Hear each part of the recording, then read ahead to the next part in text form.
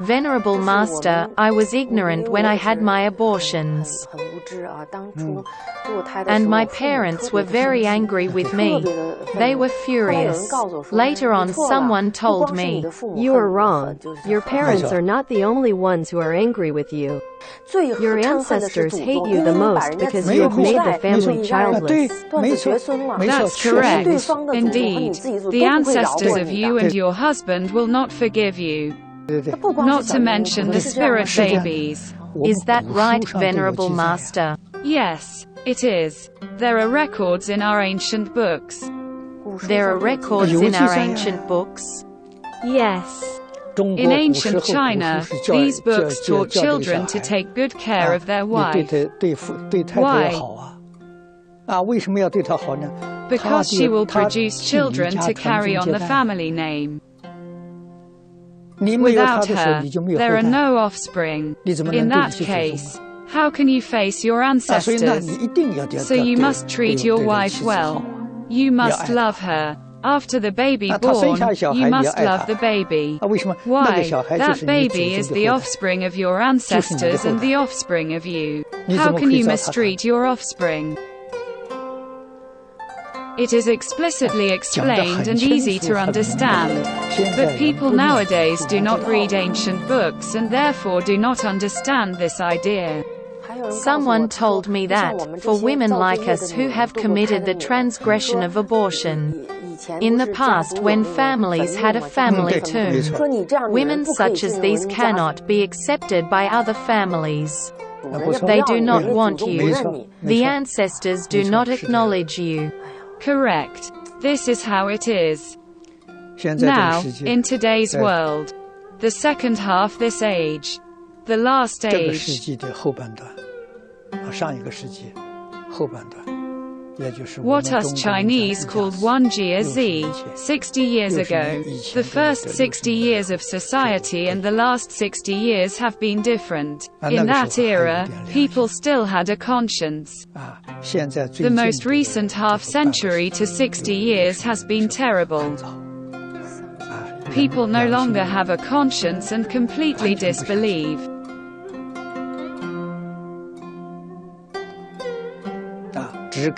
They only see today, not tomorrow, or the past. They dare to do anything.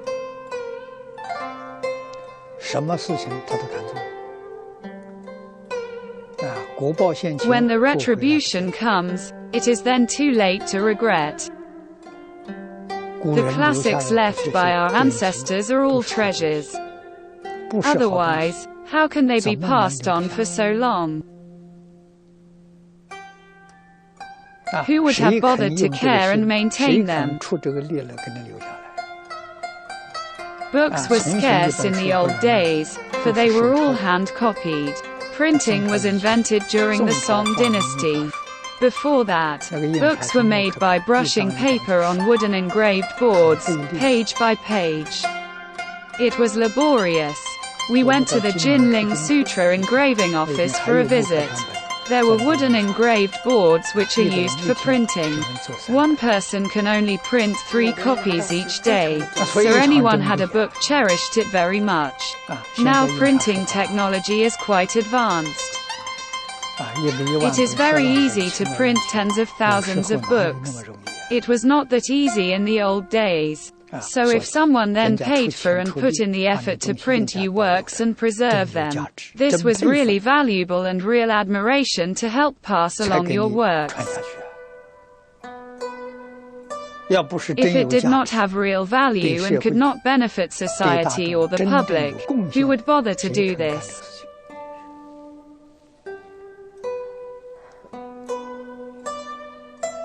So modern people don't understand the situation in the past, and don't value the teachings of ancient saints and sages. Therefore, proper education is of extreme importance. So a girl, a woman needs to enhance her morality and virtue, which is critical, as her deeds will influence the family and society. She is of extreme importance. I feel really shameful that as a woman, I had no idea how to be a woman. As a young girl before marriage, I had no idea. I didn't receive such education. Thus, I committed wrongdoings. It is such a pity. The Buddha explained this in the Infinite Life Sutra. It is not your fault. It is because of history.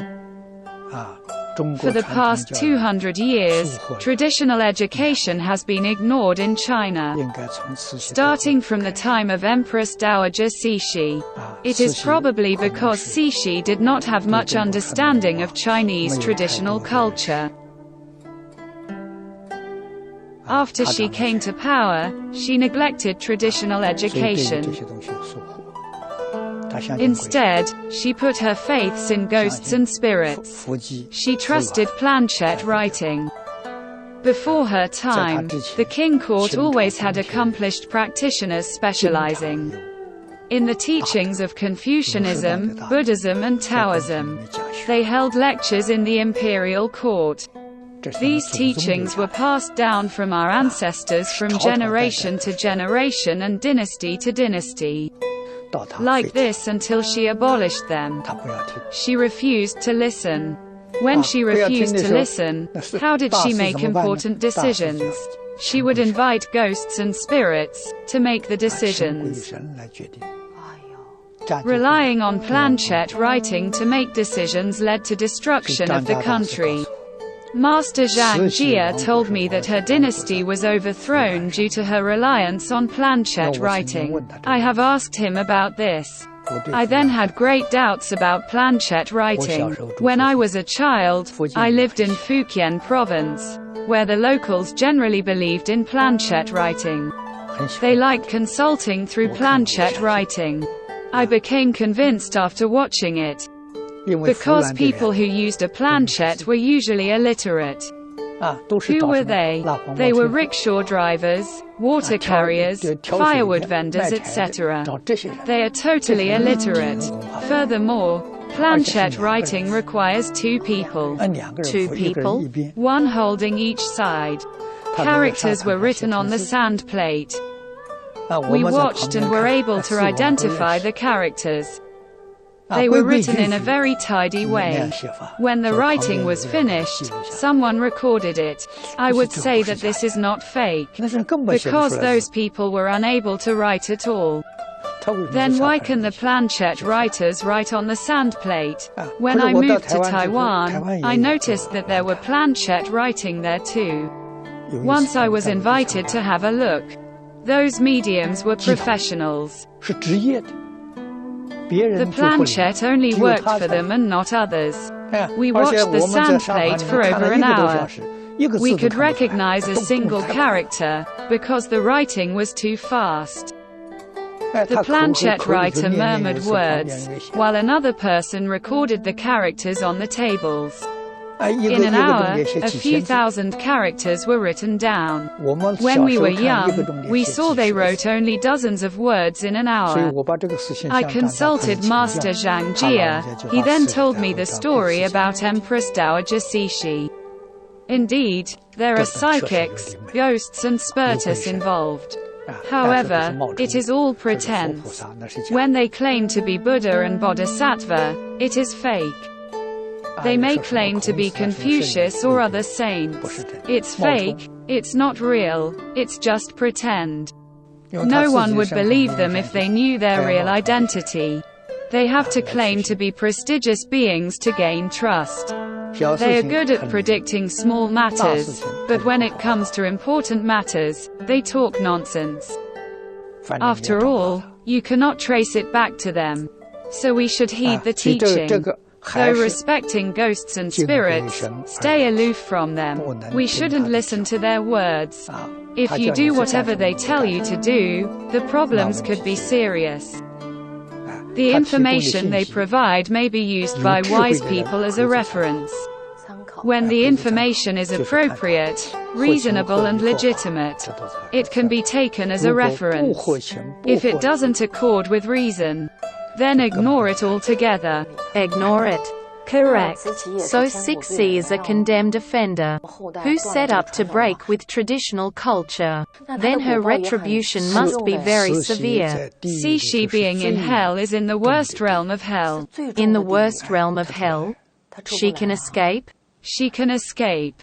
Due to her ignorance, the general public gradually became unconcerned about and indifferent towards traditional culture. By the time of the Republic of China, things were even worse. Traditional culture was completely abandoned then. There was no one left to talk it. This is how today's disasters have come to be. So we need to understand the cause to find the solution. If you do not know the cause, you cannot address the problem. One must be determined to end wrongdoings and practice virtuous conducts, give up evil and return to goodness. End wrongdoings and practice virtuous conducts, give up evil and return to goodness. Yes.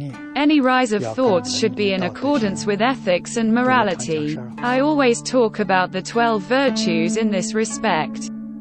Filial piety, fraternal love, loyalty, trustworthiness, courtesy, justice, integrity, honor, benevolence, love, harmony and equality. If one acts in accordance with 12 virtues, then it is proper. If not, it is wrong.